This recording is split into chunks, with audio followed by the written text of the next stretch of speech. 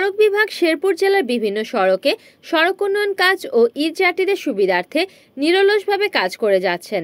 এরই মধ্যে জেলার অভ্যন্তরে শেরপুর নাকুগাঁও সড়ক, ভীমগঞ্জ, কানাশাখোলা, চন্দ্রকোনা, ময়মনসিংহ সড়ক সহ বিভিন্ন পয়েন্টে সংস্কার, মেরামত ও নতুনভাবে নির্মাণের কাজ করে যাচ্ছেন। সড়ক বিভাগ শেরপুর জানিয়েছেন ৮৬ কিলোমিটার সড়কের কাজ ঈদের আগে সম্পন্ন হয়েছে।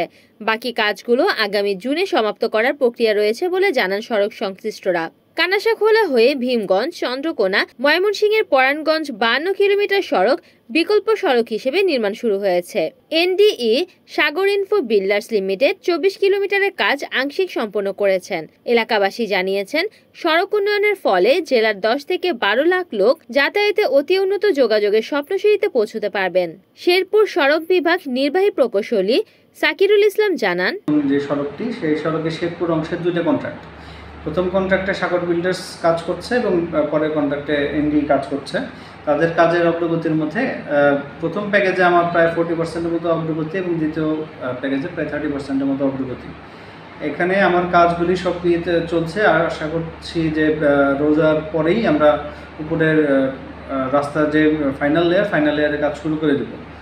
আর এখানে আমার টোটাল 5টা এলিকেস আছে। 5টা এলিকেসের মধ্যে 3টা এলিকেসের 4 ধারা দেওয়া হয়ে গেছে এবং একটি এলিকেসের যথাযথ সম্পন্ন হয়েছে।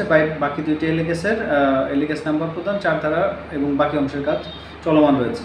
এই চলমান এইগুলি এলিকেসের কাজ সম্পন্ন হলে 5.5 কিলো যে নতুন অ্যালাইনমেন্ট, এই নতুন অ্যালাইনমেন্টের কাজ এবং কানাশাখোলা ইন্টারসেকশনের কাজ কমপ্লিট করা যাবে।